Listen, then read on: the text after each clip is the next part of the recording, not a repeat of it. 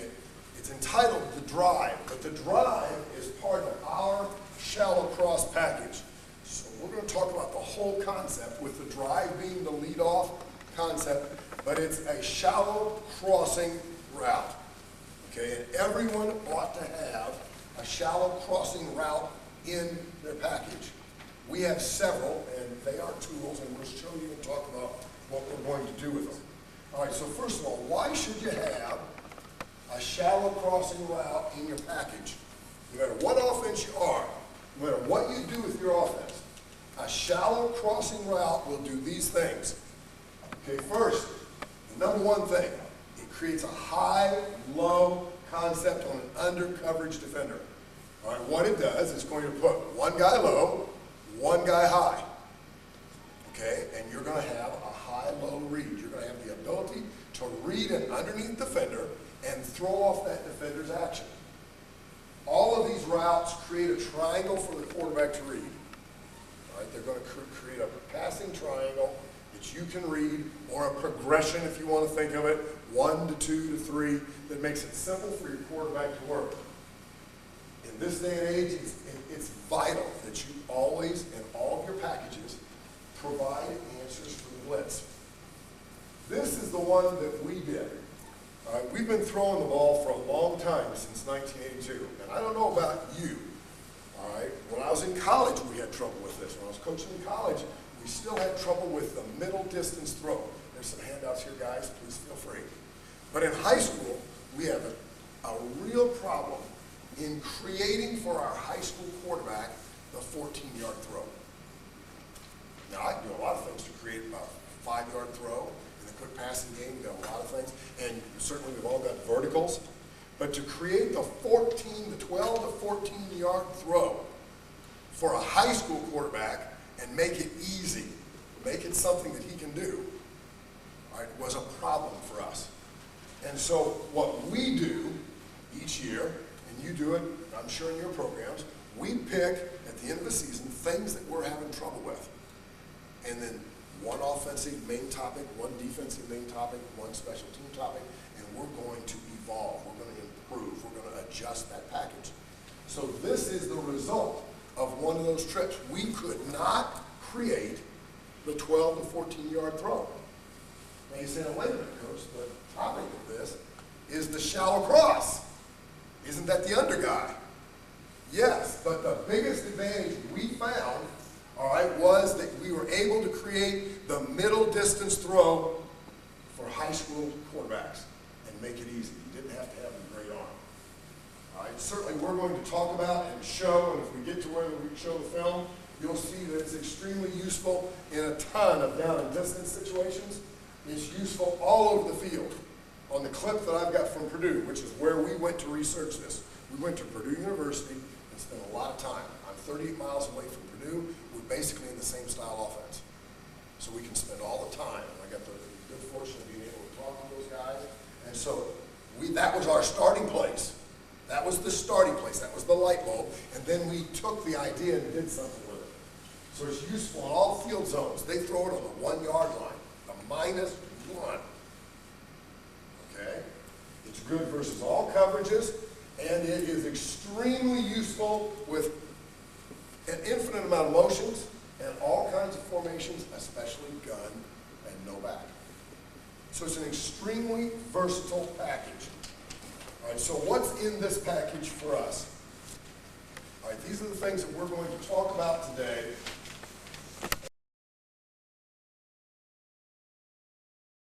Shallow crossing route. Each one is a tool in the toolbox that does a specific job. Okay, and everything that I put up here is in that handout. Everything that I put up is in that handout. All I gotta do is find the sheet, and you can follow through with me, and it's there. All right, so for us, we have a route where number 2 is the crosser. The number 2 man's the crosser, and its purpose is to attack the backside linebacker. So when we get that, I'll show you. All right, it is a purpose play. And I think that that's very important before we go on, that you understand in your offense, whatever it is, I don't care what it is, wishbone, wing tee, pro style, two-back downhill. All right, we're a one-back, multiple pro team. But every offense has tools. And it's important for the offensive coach, the offensive play caller, to understand what is the job of that tool. What does that tool do in this offense? How does it function, and what does it do? Those are concepts. That's not memorizing a play or anything. So we're talking about the drag. When we get to it, it's number 2 is the crosser, and it's going to attack the backside linebacker. The follow. All right, I won't take credit for this. This is what Purdue calls it. The follow. Number 3 is the crosser. Number 3 is the crosser. It attacks the front side linebacker. The drive, which we'll start out today. That's the number 1 route because that's the topic. All right. It is number 1 is the crosser, and it attacks the front side outside linebacker, the strong safety, the flat defender. All right. So first of all, look right here. Number 1, number 2, and number 3 can all be the crosser, and each package attacks a different player in the defense. That's important. So what? You pull out the right tool to do the right job. That's extremely important for play callers to understand. We have a 4 vertical concept where we call the letters of the crossers. So the called crossers. The primary purpose of that is to get the crosser coming from the backside. To get the same concept, but the crosser coming from the backside. But we can create in all the formations. The shallow. Okay? Now, one of the things that football coaches have the most trouble with, fellas, and I'm as much to blame as anybody, is terminology. So you can go to some school and they're going to say, this is what we call the shallow cross. Well, I will tell you what, in different schools across the nation, all of these things are called the shallow cross. They're all called the shallow cross. That's what I did. Well, that's what I found out when I did my research. Okay? And so then you learn what each one does and how it works. All right? And for us, we borrowed the different names to give them. Okay, so we have a shallow. And its number 2 is the crosser, and it attacks the front side linebacker. But now we're going to use the back in the play. The back is part of the triangle. And then we have backs cross, okay, which is an old Lindy Infante, goes all the way back to Bill Walsh, concept backs cross. The backs are the crossers. So, in our package, everybody can be the crosser. Any player can be the crosser. Different players being the crosser means we're going to attack different defenders in different ways. All right, so let's just start out. Let's start out and let me show you.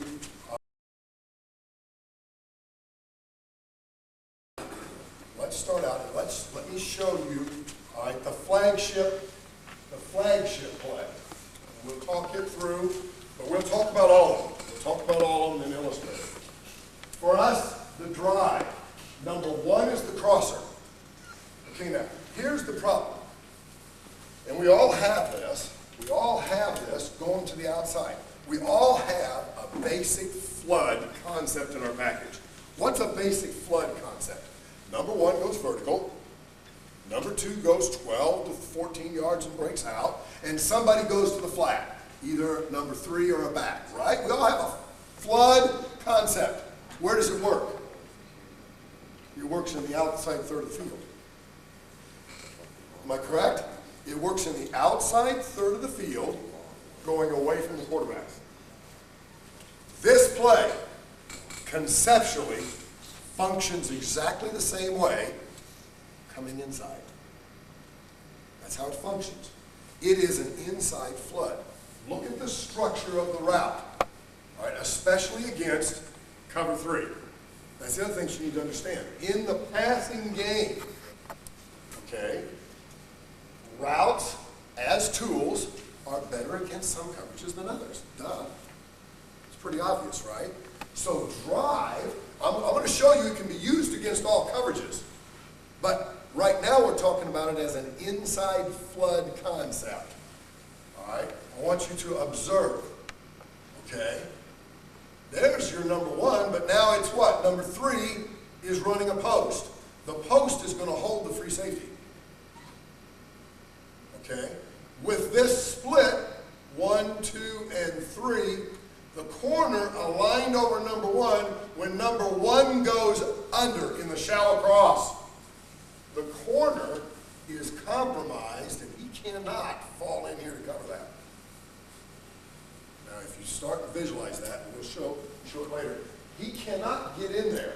What he does in cover three, all right, he takes his read steps, he sees number one's across here, what does he do? He, depending on how you talk, in, right? That's what he does. And his responsibility is the outside third. This is not his responsibility right there. That's linebacker underneath coverage. But that's exactly who you're putting 2-on-1 on, which is what a flood does. That's what a flood does. It puts two players on one and makes that one defender make a decision. So here is number one, all right, running underneath the shallow cross. Number two, all right, the follow. Okay, that all that is a 12-yard dig. That's all that is, a 12-yard dig.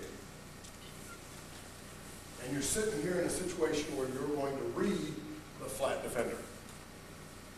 Okay, so for us, in our package is a 2-digit passing system.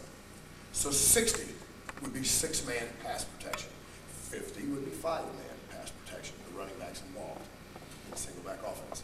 So this is 60, and then we put the number of the offensive package, the pass package, in the second digit. Now that's our system. Doesn't mean everybody's got a system, but so that we can talk and communicate and have terminology.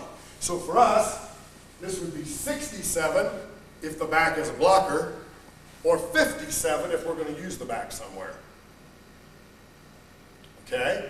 If we want it on the left, we put a 1 in front of it. So 167, 157. That's how it functions. Okay?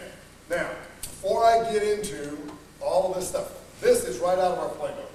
Right? This is the page right out of our playbook. I'll come back to all that stuff at the bottom. You've got it. Let's talk about how do we read this pass? How does it work? Okay, and then we'll come back. Okay, against cover three, what you're doing is, I call it locking out. You're locking out the free safety. You're putting a player in his face, forcing him to do the job that his coach told him to do. In cover three, if we drive a post onto the free safety, 100% of the time, unless he falls down, he's going to cover the post. That's reasonable. Okay?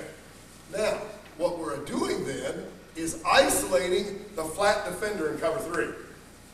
In this case, in most cases, it's the strong safety. You're isolating them with the drive route, the shallow cross by number one. All the names do is indicate who's the shallow crosser. It's all going to be the same technique in a minute. It's just who is it. So the drive is number one. It's a 67 drive. Number one's the crosser. And he's going to cross, okay, at a depth, working 4 to 6 in front of the flat defender. At the same time, we're putting behind him at a depth of 10 to 12 that dig. If the strong safety latches the drive, now what we have done in cover three, when he comes down here, is pried open the defense and created for us a passing lane. All right, now, for us in our terminology then, this next defender in is for the quarterback, the danger player. Everybody doing what they're supposed to do. He's the player that can cause the problem. The danger player in our terminology. He's not the read player. He's the danger player. And he's the danger player by whatever angle he takes. But again, with your splits, again, we're a multiple 3-4 wide receiver team. With your splits, he has a lot of trouble. He's expecting the strong safety to cover this zone. He's expecting the strong safety to have that angle. He has this angle right here. And you'll see in our drills then, we have basically 2 spots to hit that dig. we'd like to hit this dig right here on the break. That's the ideal. We'd like to hit it right there where he's not a factor. If we don't hit it right there, then we're going to have to hit it in the next window. Does that make sense? Now, that's also something we like in our pass offense. 2 chances to be successful. 2 chances for the quarterback to be successful. Either 2 chances to the same player, or better, 2 chances to be successful with different players. Okay, each having a factor. Now, our definition for the 7 package is derived, its basic definition comes all the way back to the run-shoot choice. Okay, so if you're familiar with that terminology, the backside has a choice.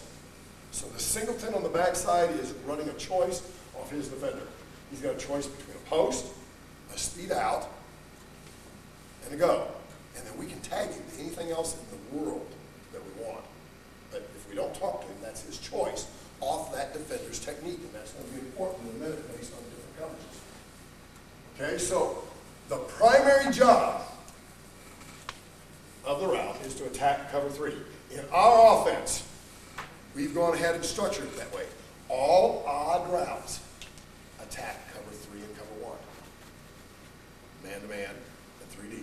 All even-numbered routes, their primary job is to attack cover 2 and cover 4. If it's a 0 package, it's virtually universal. Okay? So that helps with quarterback checks and audibles. I don't have to say anything. The minute that we came out and began teaching, this will not be the first play, obviously. This is a Cadillac type of play. This is not the first play that we teach quarterbacks on how to attack cover 3. But the minute I say it's a 7 route to the quarterback, and I say it's a 7 route, what's his job? Coach, his job is good against cover 1, it's good against cover 3. Right now, he knows that. That's his primary job. Doesn't mean we can't throw it against the other coverages. All right? But that's its job. Now, against cover 2 and cover 4, in today's football, people play cover 2 and cover 4 differently. All right? So you have to train the quarterback differently. Obviously, if they're going to play cover 2, now why would they play cover 2 to a trip set? That's not the brightest thing you could do. But for us, usually this is our best receiver, the singleton receiver on the backside. So one reason immediately would be to get a bracket and a double team on the backside. That would be one reason that they might decide to stay that way. Okay, but most teams that play cover 2, cover 4, when you go trips, if they're going to stay in cover 2 and cover 4 and not check back to 3. So when we game plan, that's one of the first things we want to know. In trips, and it's cover 2, cover 14, can we dictate them back to cover 3? If we can do that, then obviously trips and motion of trips is a high priority that week. But if not, if we can't force them out, then how does this man play? How does the free safety play? If he comes over and cross keys number 3, which is what's being taught today a lot, he's going to cross key number 3 vertical. If number 3 goes vertical, he's a front side player. That's fine. That's fine. So if that's how he plays, then instantly the quarterback understands that we're one-on-one on the backside. So what happened to this play is that the other aspect of it, the choice, became a little more primary, depending on this matchup. So if this man comes over here and is going to cross key, why? Because if that happens, and this is important, there is a defense to beat every offensive play. Surely you understand that. None of us are geniuses. Those other coaches, those defensive coaches, are damn good coaches. They work hard. They make things tough. If you think, coach, I'm going to come to play, give me the universal play that's going to work against everything. Shit, there isn't one. There isn't one. You're asking for something that doesn't exist, fellas. It doesn't exist. You have to be willing, and you hear this, take what they give you. Part of the take what they give you is an acknowledgement that they have what you got stopped. So, in drive, if he comes over here, and he's in the middle of the field, or we get him playing all the way to A gap, and he's cross-keying number 3, so the minute number 3 comes vertical, he's back here, well then what? He's going to jump the post. The cover 2 safety is going to sit on the dig. He's going to sit on the drive. The underneath defender is going to sit on the drive, the outside linebacker. And you know what? If you're trying to tell the quarterback to throw it into those spaces, well, if you've got a future Division I quarterback or a pro, well then you can work that direction in those small windows. I prefer to teach the man about the structure of the defense and say, you know what? That's not our game. This is our game over here now. We're one-on-one with choice. Or you're going to check. They get to play too. They get to play too. You're going to check. Or we're going to package into the call. I'm going to package into the call something that we want over there if this happens. Okay? In man. Okay? Now what we have here is one free. Well, in one free, if they truly stay one, and the strong safety has an inside-out position on number 2, okay, if he's inside out on number 2, then he's going to wall number 2 as number 2 gets vertical, creating what? Space for number 1 to beat the corner with a move and get inside it. You see that all the time, every Sunday. You're seeing that all the time, those underneath receivers coming up. Working their defender out, buzzing their feet, working him out, getting under him, and now on the move and just giving him a nice throw. That's your deal. That's your deal. Or your deal here is working that walling strong safety, working him and turning him out, snapping him back in, and now you get space.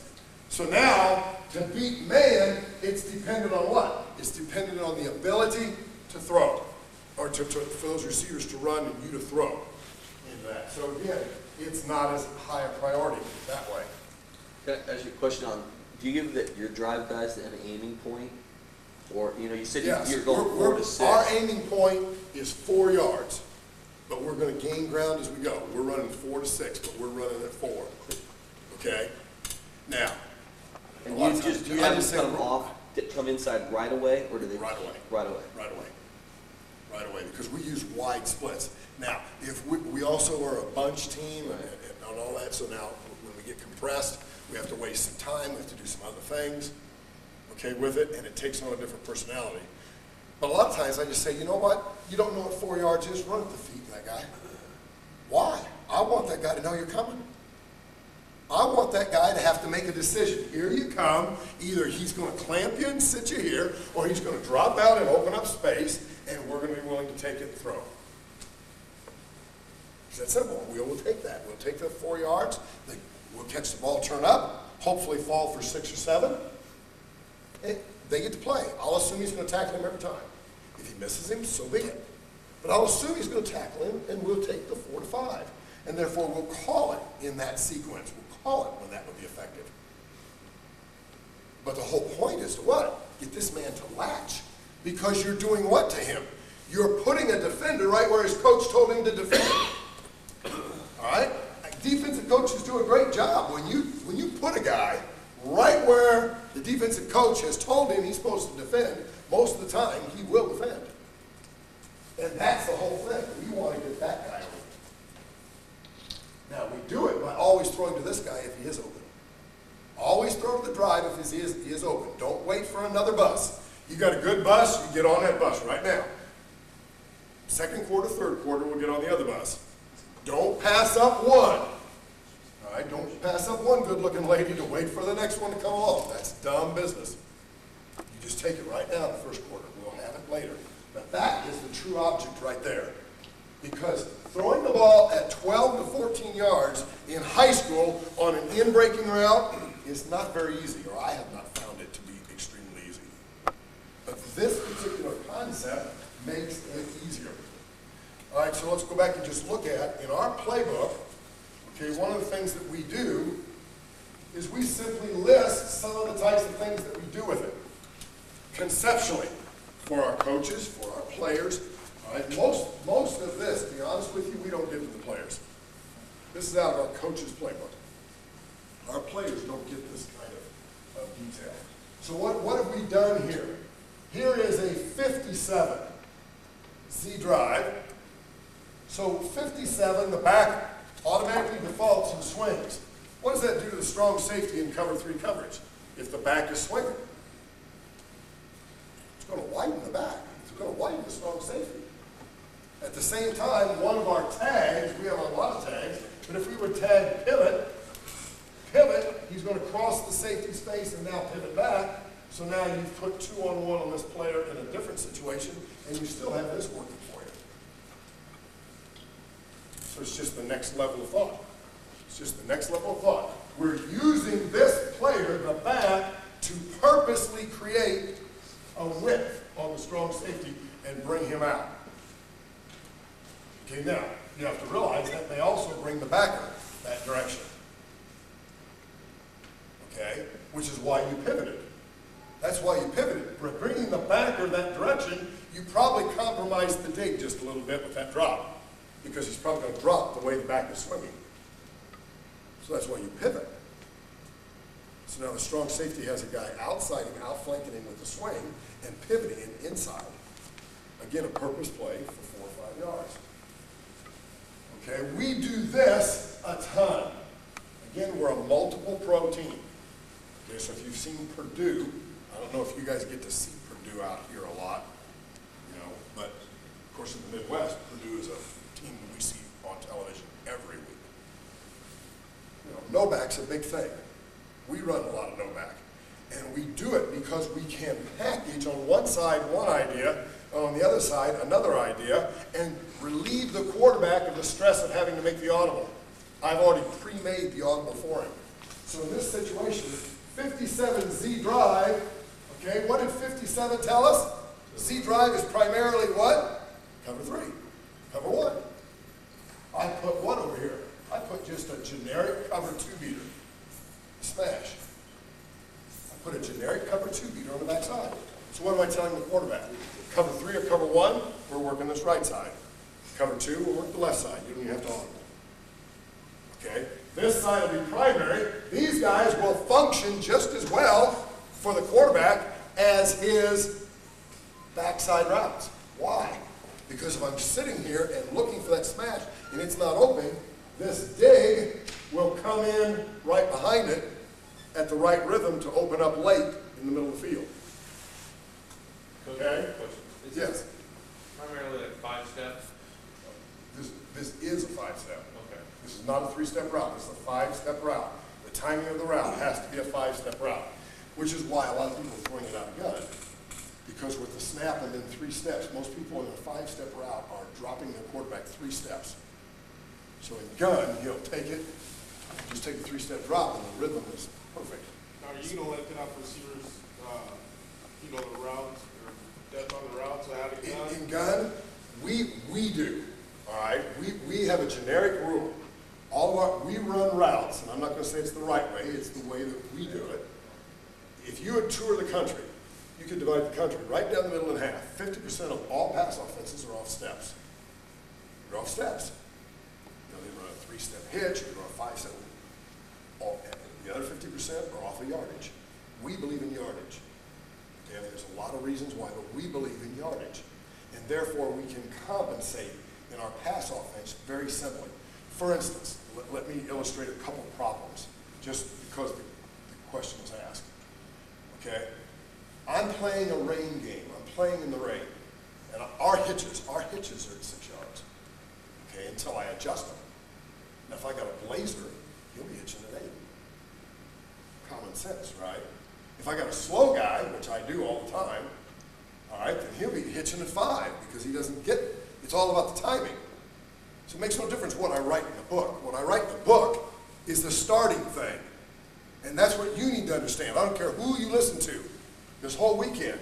That's your starting place. You can't do it like they do it. You can listen to the Miami University coach, and he's wonderful. He's great. But you don't have Miami athletes. So you may have to take his ideas and do what? Modify them for your athletes. Take a look at what they can do and modify them. He's created a sight picture in your mind. He's created the sight picture of what it looks like to be successful. Now, you may have to modify that so that your kids can get that success. So for us, back to your question, hitches at 6, and then I'm going to start playing with receivers. Now, wherever this receiver's, let's say 6, so we're in a pouring down rainstorm. Can I get the 6 yards in the mud as quick as I can get the 6 yards in the dry field? So if the field conditions are bad, all routes are down by 1. Conceptually, that I've got a plan. Okay, now, listen to this. I can account for this. And, I do this in my team meetings all the time. I'll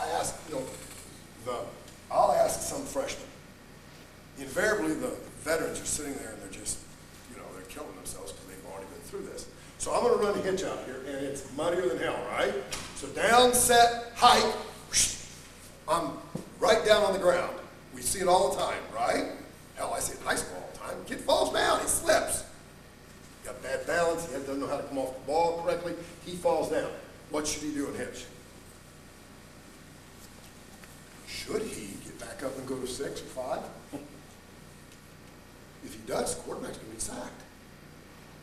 Because passing is rhythm. The only way he can get back in rhythm is to simply stand up and turn around. If he stands up and turns around, I guarantee you, any quarterback in the world will find him. I can tell you, we worry too much about the receiver being where the quarterback wants to find him. As long as he's in the neighborhood, the quarterback will find him, I guarantee it. The quarterback is looking out there for a hitch. He goes 1, 2, 3. What does he want to do? He wants to get the damn ball gone in rhythm. Is that true? He doesn't give a shit if this guy stands up. He'll throw it to him there. He'll throw it to him there, and you know what? It'll be effective and functional there. Because that corner will not be up here. I defy you, any corner in the world, when this guy falls down, the best you're going to get is he's going to stand there and look at him. And then everything's back in rhythm. He stands up, catches the ball, and now we'll go play football. All right, so we do yardage because we can define things that way. So gun for us, we simply add 1 yard to the routes because of the hike in the air. That's our logic. It takes time. That's our logic. I'm not going to guarantee that it's right, but as we look at film, we believe that it keeps our passing game in the correct rhythm that we're trying to get. Okay? So for us, that's just a package. All right, here's another pivot. Here's another pivot, the same concept. What have we done with the back? We've sent the back to the flat. You send the back to the flat, what does the strong safety in cover 3 have to do? It's go to the flat. We've pivoted the drive right behind him. We've pivoted the drive right behind him. Now you're going to say, what if the next backer latches the drive? If the next backer latches the drive, the dig's going to be, oh my God, which was what we wanted anyway. That was the whole purpose that we started this conversation. That's where we got into it. Okay, so you can see, it can be effective in bunch. Okay, Purdue's favorite combination is to put drive on one side and a play we call Alamo on the other side. It's an inverted fade. A fade flat concept backwards.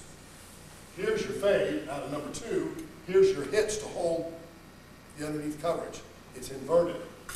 Now why? Well, down the road you're going to see, if this was man-free, this is a hell of a matchup. An H-back or an inside nickel back. And he's the vertical. And the corner's the hitch.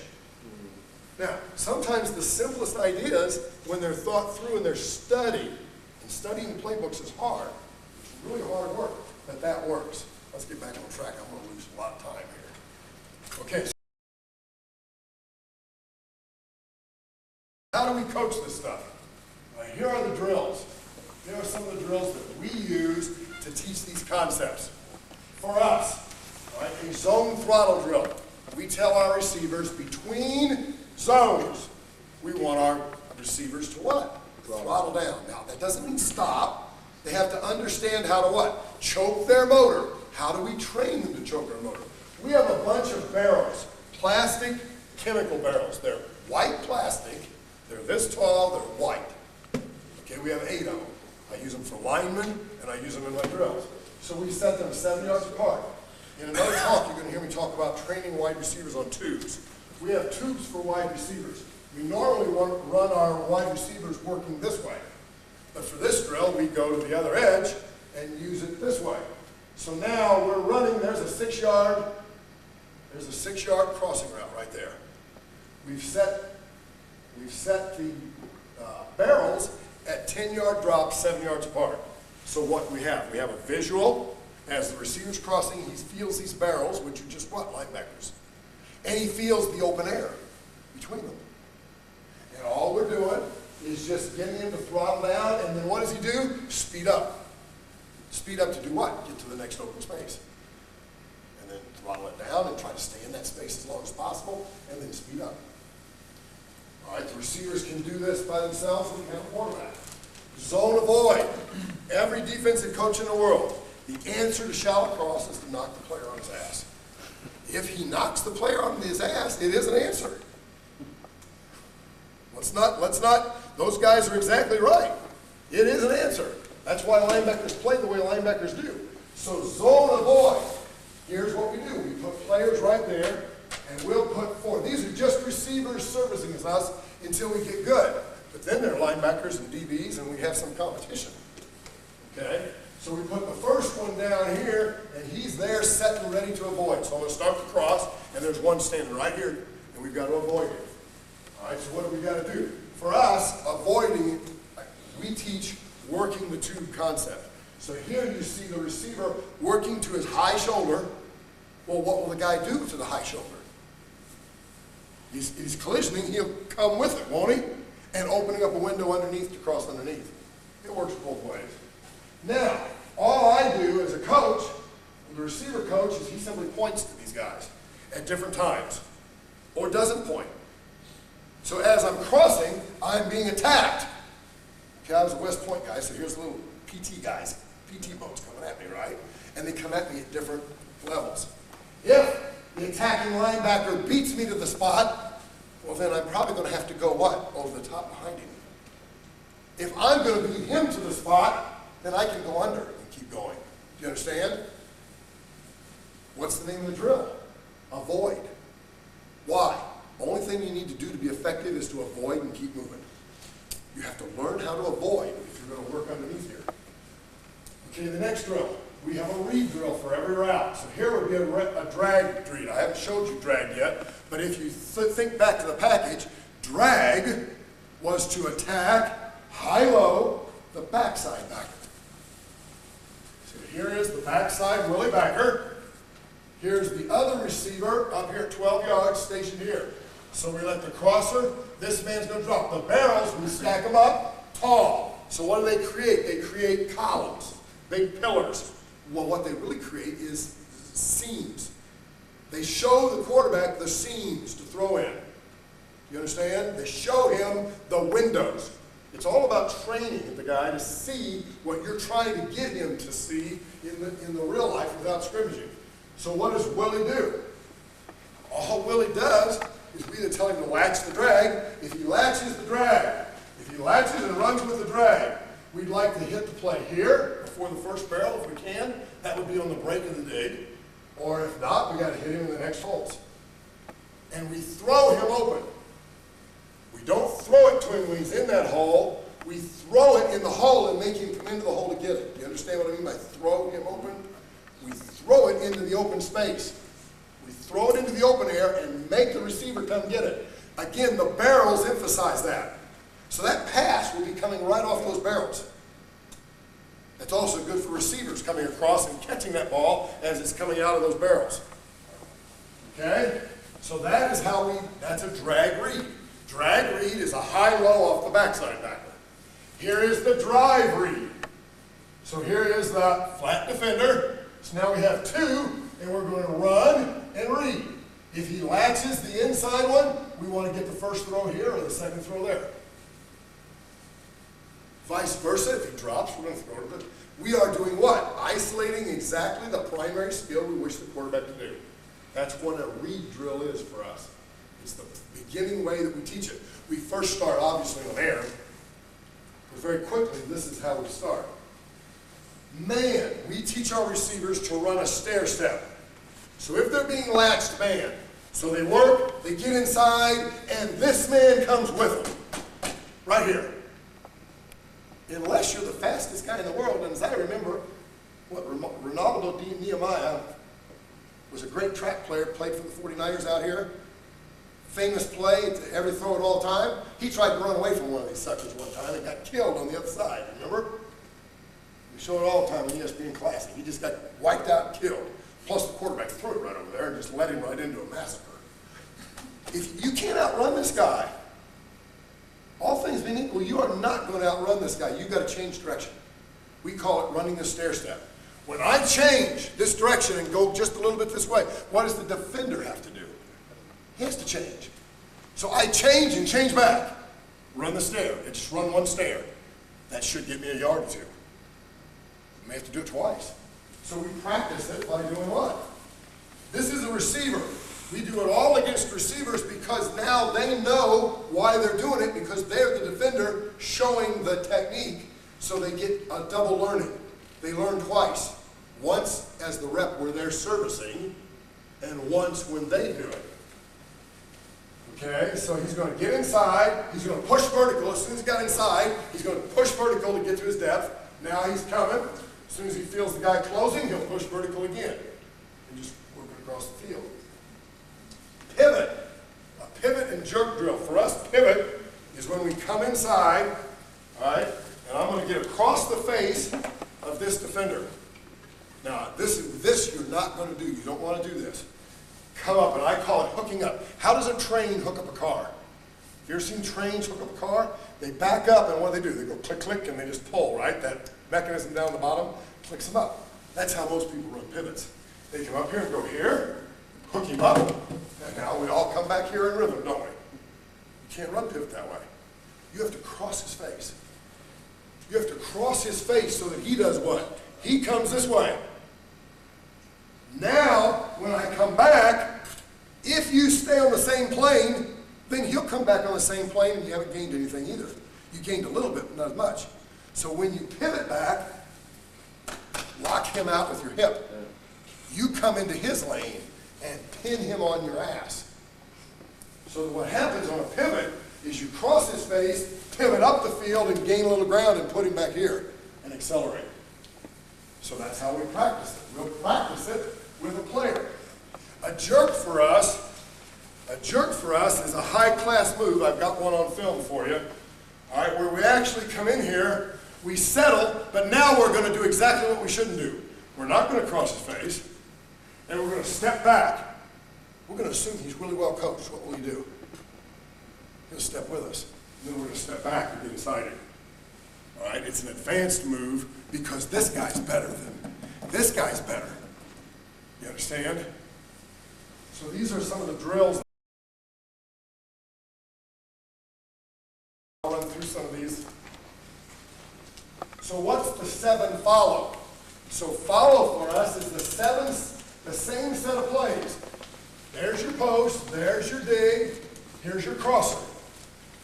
Only what? Number 3 is the crosser. Number 3 is the crosser. Okay, so we're working here and here. If number 3, if this backer latches, oops, shallow cross, then right behind it, we've got a chance to get that dig in there again. Okay? But now we have a chance to get the dig in what? 1 lane farther. 1 lane removed. You see that? So we can get in there 1 lane deeper here instead of over there. Okay? And I've got some of that on film that Purdue's running. It's the same route, but it does not function the same. It does not function the same. Who's being held off the dig now? In drive, number 3 held the free safety off, didn't he? In follow, number 1's holding the corner off it. He's locking the corner out of that dig. That free safety can't get to that dig. He cannot get to that dig over here. Now, if we run it in there, he can. But right here, he can't get to it. So in here, from here to here, we've got an opportunity to get that thing in there. So what are we going to do? We're going to influence the 2 under coverage players with the inside. If the strong safety walls, then we're going to widen him in the tube and bring him out to create space right in there. Okay? Shallow. Shallow. shallow involves now the back. It's the same crossing concept, but it's different. Okay, now, you all have a flat curl. Every offense does. You have a flat curl, unless you're just not going to ever throw. Okay, why do you have a flat curl? Because it's supposed to do what to a strong safety in cover three? The flat is supposed to drag the strong safety off. Agreed? And you're supposed to throw the curl behind. Or, if the strong safety doesn't go, then you're supposed to throw the flat. But over the years, good defensive coaches have taught differing techniques of how to hold off the curl with the strong safety, and he works back and forth and tries to hold it off. So what's happened in modern football is you're not seeing flat curl thrown nearly as much. You're seeing this thrown, which is flat curl. It's flat curl by another name. Here's your flat. But this is different. We're going to outflank the strong safety, the flat defender. We're going to outflank him by going to the swing immediately. We're going to put pressure on him by immediately going to the swing. We're going to run the curl just a little differently. We're going to run the curl by sitting over the original position of number 2. So we're going to come inside, push vertical, and snap and sit over the original position. And now there's the crosser. Now we're going to read this backer. You're saying, wait a minute, I thought we were working this guy. Now listen to me. This one works this backer. Why? There's only 4 things that backer can effectively do. All right? That backer can drop. Okay? That backer, seeing the back, can go over the top with the back. All right? That backer can turn and latch the drive, the shallow cross, or that backer can blitz. So we tell the quarterback, throw to the shallow cross every time unless that inside backer latches it. Well, you know what? He'll latch him pretty quick. He'll latch him pretty quick because, again, the other guy on the other side coaches. So that guy will latch. So what are we doing? This is the lockout principle. We're going to lock one defender out. He's done. So this guy jumps him. He's now isolated 2-on-1. The swing is gaining width, and you're sitting a curl right behind him. Right behind him. If he hangs to hold off that curl, the swing outflanks him right now. It's a simple throw, and he runs the sideline. It outflanks him so much quicker than the old flat did. Okay, it operates the same way, but differently, on a quicker rhythm. If he widens at all, he gives you an excellent throwing lane because this guy latched, he's running, and that's what I call an ever-widening lane.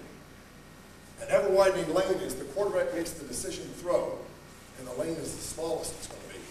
By the time he starts the ball, they've taken 2 more steps. It's wider. By the time the ball goes through the lane, it's wider yet. That's a hell of a deal if you think about it in the passing game. That's what you want. You don't want windows that do this. You want windows that do this. If you get windows by the structure of your routes that will widen, that's a hell of a deal. Now you can make a high school quarterback an effective thrower. He doesn't have to have a great arm to throw it into small windows that are closing because you've created through your structure windows that are not. But hell, that's not going to work against every coverage. It's a specific tool. It has to be used in a specific way. There's your drag. In a good old-fashioned NCAA.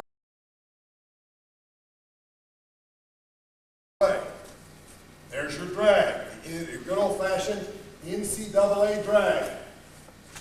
Here's your high-low. Your high-low's coming from the backside. For us, we have a default. On the backside of all odd routes is this thing we call a pig in a whirl. Okay? All odd routes have that back there unless I tell them to do something else. All even routes have a different route on the back. It's just that simple. They all do until I tell them what to do so we can function. So we get a high-low right here off of these backers. Okay? We like to read this one. We used to read this one. This is now the danger player. He's the one that creates 2 throwing spots, here and here. This is the one that creates the spot we want right off the break if we can get it, if you'll react quick enough. In high school, sometimes they don't react quick enough. But again, if he doesn't latch the drag, throw it to the drag. We can do a lot of things to influence it by swinging the back and doing some other things, which I'll show you. Coach, All I right, have a question. yes, sir. So your zero combo is your shallow cross, or is that, No. you have to tag the shallow on it to make it? Shallow cross is a concept. Shallow cross is the concept of a man crossing shallow. We have in our package several routes that contain a shallow crosser. The 7 route contains a shallow crosser. The 7 package is a trips package with a singleton choice on the backside. And we can make number 1 be the crosser or number 3 be the crosser in that package. Okay? The shallow involves the back swinging. It's a primarily a doubles route. Okay, it's also number 2 crossing, but it operates like a flat curl. We just think of it as a flat curl, but we give it a 0 because it is a little more universal. It does some things for us. Is that out of doubles, is that crosser, is he still a 6-yard route? Yeah, 4 to 6, front up, yeah. All right, so the drag there, and again, all the different tags we have, and again, I'm not trying to sell you our package, so I'm not going to go into everything. Our package, we simply tell people what to do. Every word has a meaning. So if we say 1, the 1 package is this drag package. It's done. 61, that's all we say. In fact, that's all we would say. 61, because we have a default 2x2 double slot. If we don't call a formation, that's how we line up. Everything has a default, so if we don't talk to you, that's what you do. If you're on the back side of an odd route, this is what you do if we don't talk to you. Period. If we're going to talk to you, we'll tell you what to do. Just like we all used to do in Sandlot football. We either told it, right, they all came into the huddle, we said, Jimmy, do what you did last time. Then we talked to these guys, right? Or we said, Jimmy, I need you to go to the car, turn left, turn right, and is that true? And why could Jimmy do that? Because you told him what to do.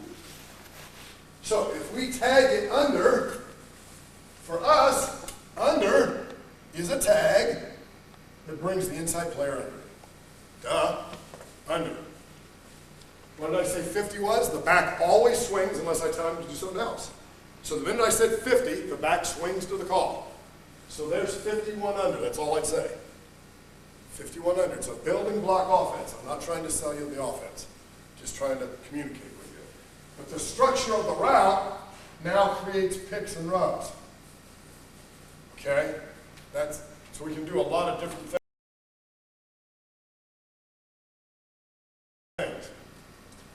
Vertical crossers.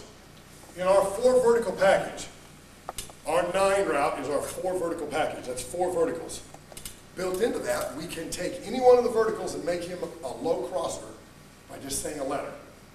So 69, I love that. 69, that's everybody going. Landmark 4 vertical, you understand? 69X, X is the crosser. Low. 69XY, X is the low crosser, Y is the dig. So now instantly I can make anybody I want. The first letter's low, second letter's high. I can create, now what? I can create this crossing concept primarily coming from the backside. But look at what you can do. For instance, just a simple thing here. Okay, here is XY. All right, again, you gotta have a little bit of speed, but what will we do? We're a compression team. We use bunch and pair and motion. So this, just like you see on Sunday, these receivers on Sunday, a lot of times they're right together, right close to the tackle. Well, why? So that this guy can get across here quickly. That's why he's there. Okay? So he can get across here and get there very quickly. In this situation, X, Y, you're putting a hell of a lot of pressure on that safety. Right here, this safety, right? If the inside backer latches X, he isn't going to run with our X. He needs help from this safety. If this safety helps him and comes down, that dig, you've created a high-low. But you've created a high-low from the backside. That's all you've done. Now remember what we started with. It's just a concept. The primary concept is to create a high-low. All these tools just do it differently. That's all they do. I'm not advocating that you have all of them. That's not, I'm simply teaching the concepts. You may find one of them that fits into what you like to do. Or you may play somebody that uses some of them, and you're simply here to learn how they function so that you can think about how you want to defend them better. Okay? For instance, look at this structure. 59HZ. The minute I said 50, the back did what? Swing to the call. The back swinging to the call widens the strong safety. Is that true? So the strong safety widens. Now, Z is digging behind, and this guy's coming here. There's your void. There's your void right there in the middle of the field. The swinging back has drawn the strong safety early. Because he swings early, the strong safety sees him early, and now this crosser comes into a widened void. If, by whatever reason they cover him, then that just makes the dig that much more effective behind. So again, a tool. And the last tool in our game, is backs cross. All right, for us, getting the backs to be the crossers. Here's the reason your backs can cross. If your backs are the crossers, it has the same effect as a double drag, except that you haven't used up your wide receivers or tight ends. So what can you do? You can isolate the middle of the field. All right, I want you to observe right here. Okay, for instance, this is a cover 4 defense, or excuse me, cover 3 defense. This is a cover 3 defense. This is a 2-back view. So both backs go through and cross. Both backs go through and cross. Now, the definitions of backs cross, this is, okay, what we call a post curl, but it's just a hard curl sitting at 12 off the edge. This is what we call a donut. A donut is what for the tight end or the inside receiver? Get in the hole in the middle. Donut. Get in the hole in the middle. Okay? Now look what you have. 3 stationary targets at 12. What did I tell you the problem we were having was that started us on this? Our high school quarterbacks, where we didn't have any routes that were getting us 12 yards for a high school quarterback easily. Okay? When the backs cross, almost all the time these inside backers widen. Why? Because they're well taught. They're well taught. Hell, if they don't cover the backs, you're going to throw the backs anyway. You're going to win the game because they're not well taught. So you assume that they're well taught. If this guy here, he'll do what? He'll take one step with this one, but then he's well taught. He'll pick up the other crosser going that way. Do you agree? Because you all play good defensive coaches. They won't fall for the first thing. So this guy will step and go here. This guy will step and go here. Those 2 guys will widen, and there's the tight end sitting right in the middle. If they don't widen and they clamp the tight end, then this man will widen with that one, and this linebacker will widen with that one, and there's the 2 guys sitting in that hole. So that's how the route functions. Backs cross. Backs right, backs left. Look at back spread. And again, we have an H-back and a fullback. Backs means those 2 guys, wherever they are in the formation. It's my job to place them. So here I put the H-back way out here, played with him and put him in motion over to here, and done what? Stuck him right in Willie's face. Stuck him right in Willie's face against a cover 2 team. I've tagged the wide receivers tattoo. Tattoo is take 2. Cover 4, those guys are take 2. Okay, so here they go. They're going to, 2 guys are going to count for 4. Okay, there's the widening back here. This man comes and widens here, and you've stuck your tight end in a void. Now that's pretty good if it's 3rd down and 6 or 7, 3rd down and 8, and a stationary target right over the quarterback with, what did I say? An ever-widening hole. The guy that's defending this edge is going that way. The guy that's defending this edge is going that way. We're talking about how you build the structure of the route. Okay? All right, so let's just, okay? All right, so let's just use this package. Okay, let's just talk about this package in several forms. And like I said, when we get done, if you want to stay and look at film, I'll show you some film. And I'll show you these things on film so you can see them. All right, so here is cover 4. We're seeing a ton of cover 4 right now. Okay, if you're not seeing it, that's well and good. But we're seeing a ton of it. Okay, even against trips. You know, all they're doing is cross-keying it. They're just bringing the free safety over and cross-keying it. All right, so here is 60 Z drive. What have we done? We've motioned this player so we can get him on the move and create this problem right here a little bit easier. By motioning him, we've given the free safety a harder determination of who's number 3 going vertical. Most of the time then, this post will get double covered. Just because of that motion, this post will get double covered, because when we start this deal here and he's in motion, he's 3, he's 2 because he's on the move. He's on the move. So he's 3, he's 2. So there's your post. He comes sailing right around here and sticks your dig, and there's your drive, and you've created your high low. Okay, this we really like. And we really like, against cover 4, to run 50, okay, and Z drive. Now what are we doing? We're taking our tools. What did 50 do? Swing the backs. Z drive made who the crosser? Number 1. 1's the crosser, there's the dig, here's the widening. What's this linebacker in a 4-3 defense put into a position of? Having to deal with a swinging back and the drive right in his face. And the dig behind him, let's assume the strong safety is doing something. But you've really created a problem there. And then we'll tag it on the backside with one of our standard cover 4 beaters. If you listened to me last year, we have a whole package of things, tools. So pop, double post is a standard cover 4 beater. You lock up the free safety, make him cover, and now you defeat that guy. Okay? That's another talk.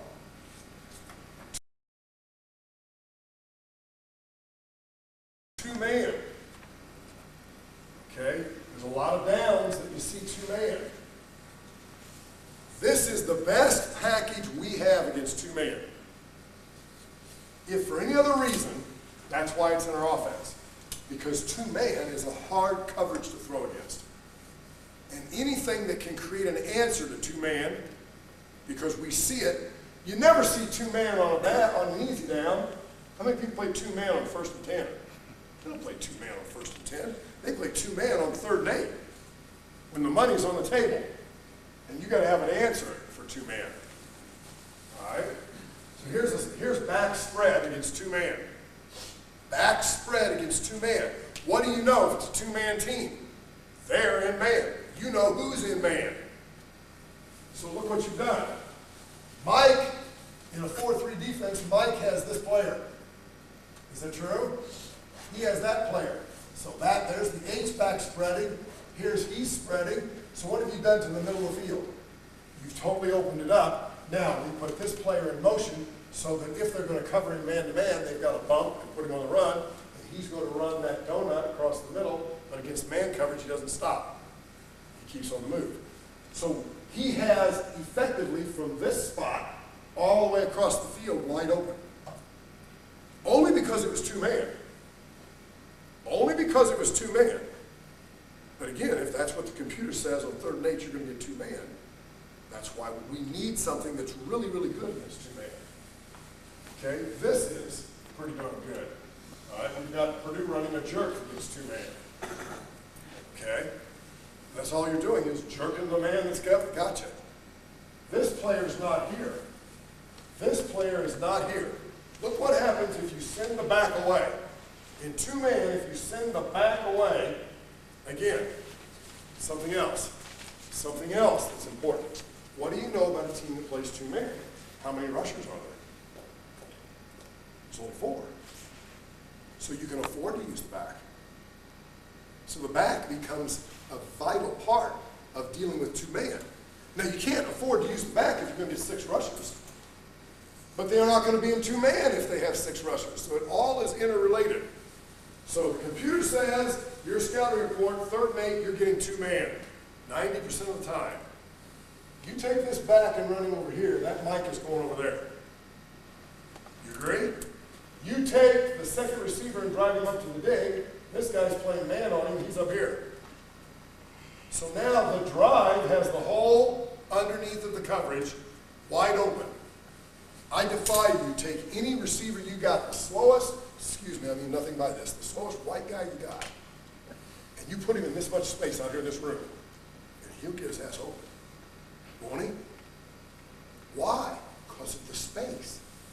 Because of the space. So what is this four corner stuck on?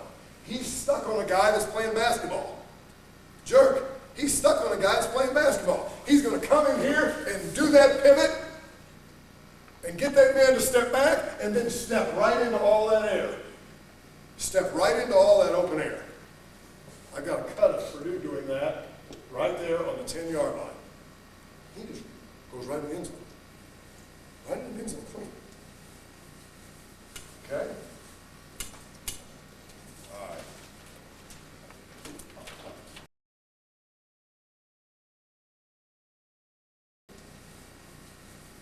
Okay? All right. Let's talk about, here's one of my big deals, because I'm running out of time. But you've got the handout, you can, we've talked, I think long enough that you can look at that. Third down and medium. Third down and medium is a bitch down. Here's my thoughts on third down and medium. What I want to get is a pivoting player. A pivoting player running to the edge with no one on the edge. Now think about that. It's third down and 5 or 6. So, here you are, third down and 5 or 6, cover 3, cover 3. So what does 61 Y whip do? 61 Y whip. Okay, number 3 runs to the flat. We've got a whip behind him. We've got 2-on-1. We've got the players running because the corner's cleared out. Because the corner is cleared out. You've got a player running to the edge. You've got a player running behind him. You've got a chance to hit either one for 35.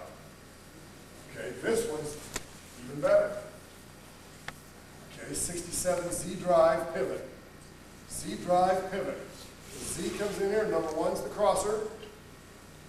Okay, he's going to pivot.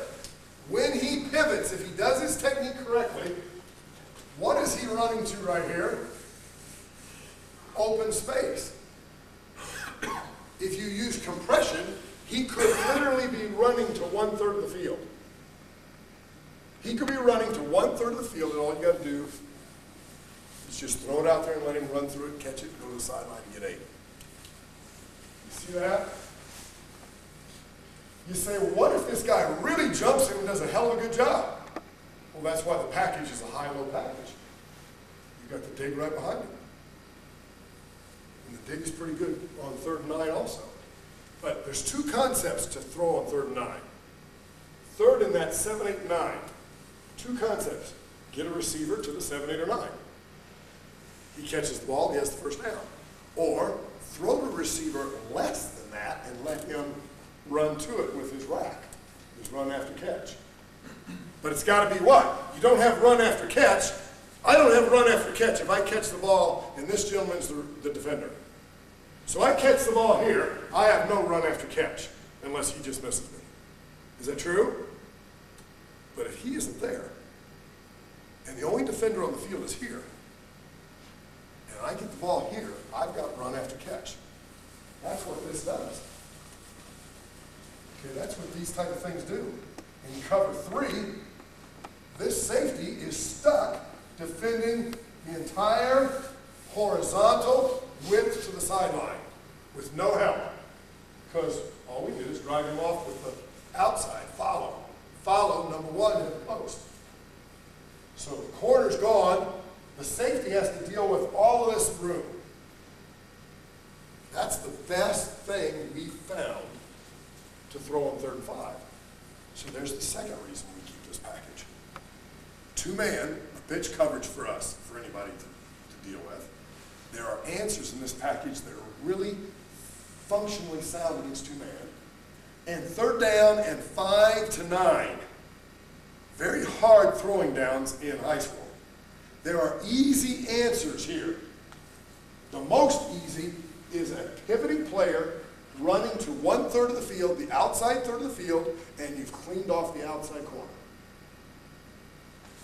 That's a legitimate chance to get the play.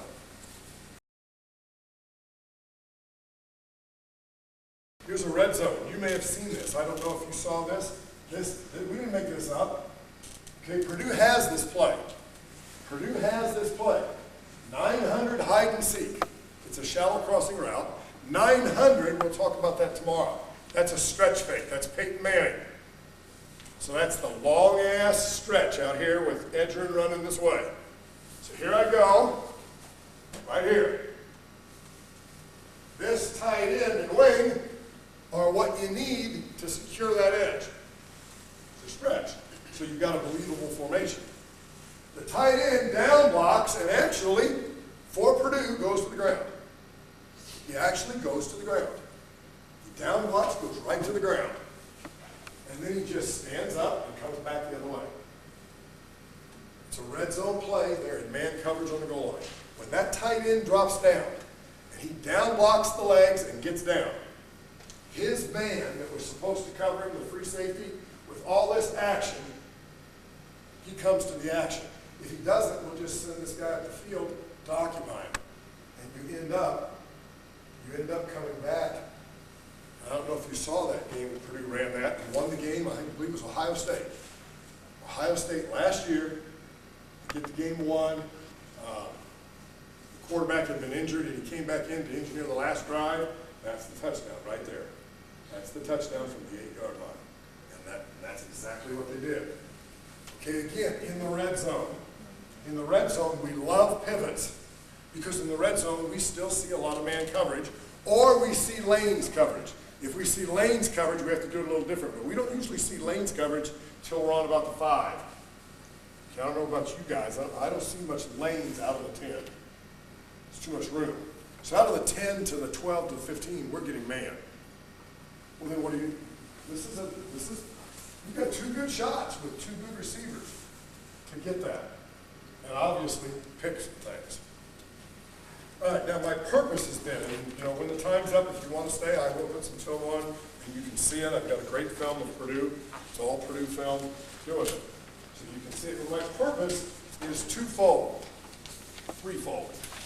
Not to sell you our offensive package, but to teach you about shallow cross as a concept, and why teams run shallow cross, and the various ways that it can be run, understanding that all these various ways are to attack a specific person.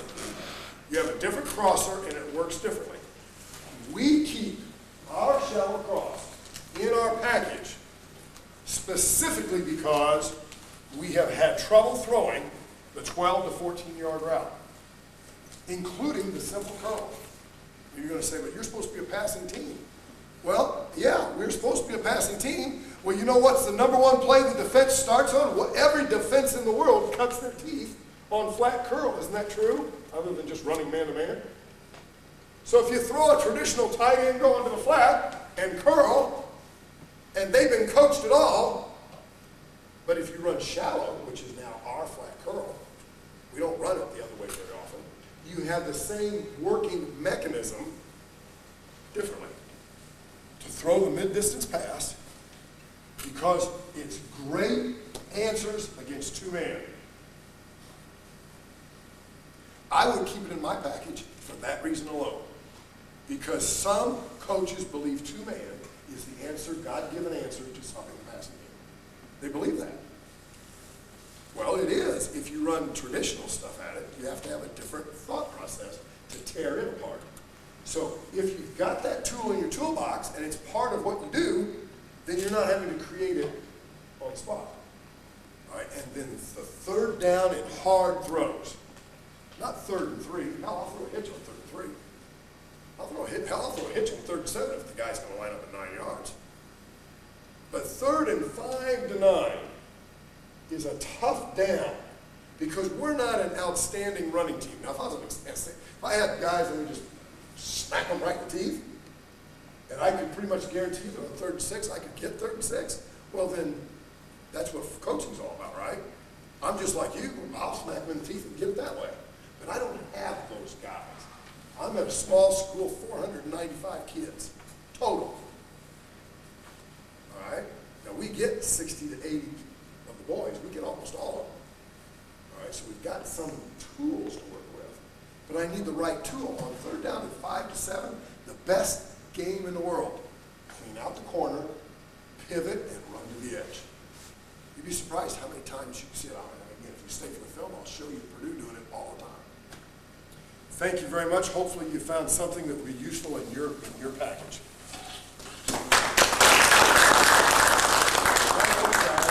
I put my name, my number, my home phone, my email on everything.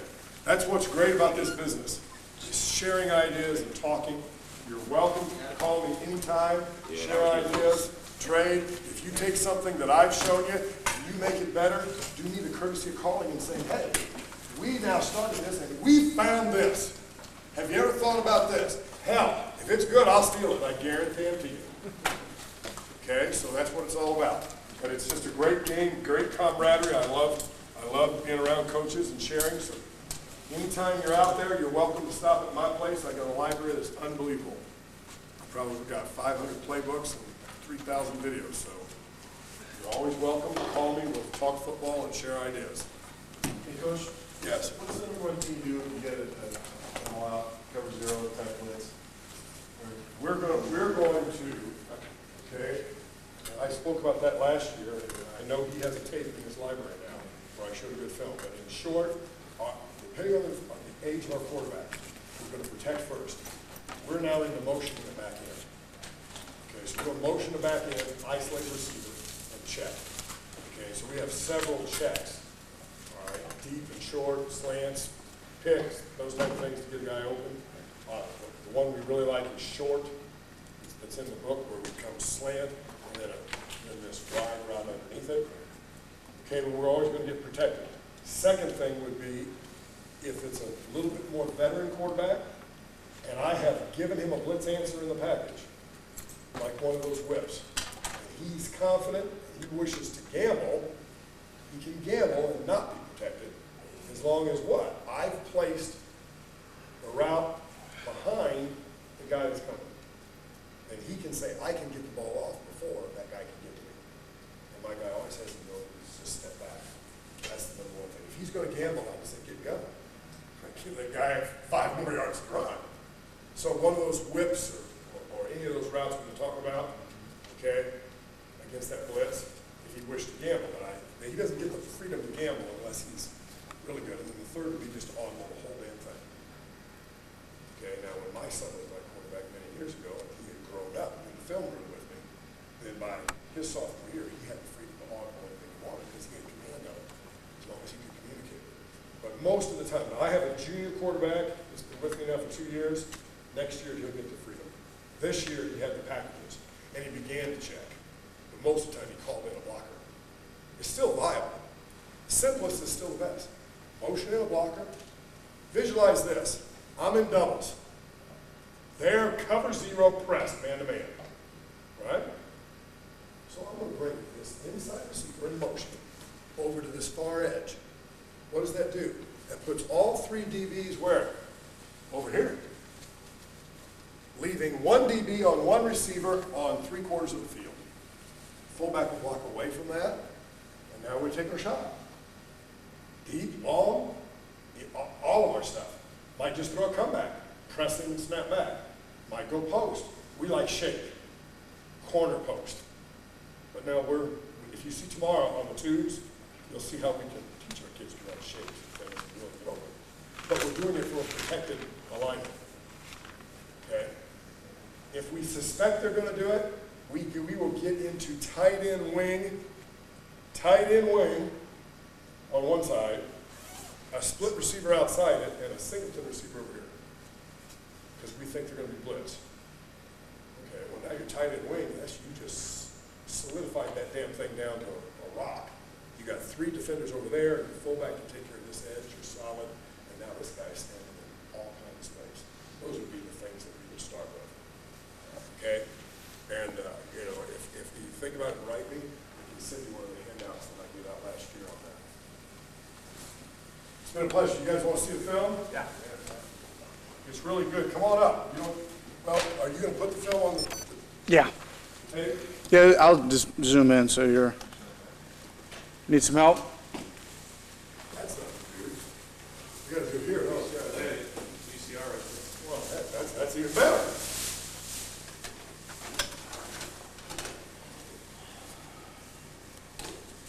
All right, power's on. I'm not a, I think you've changed the source.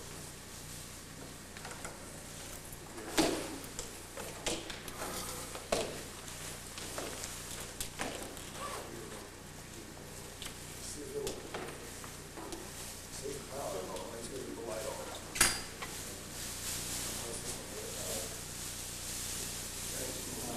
There it is. There it is. Okay, it's coming. It's coming. Anybody know where the lights are on? All right, here we go. Okay. All right. Where's the pen?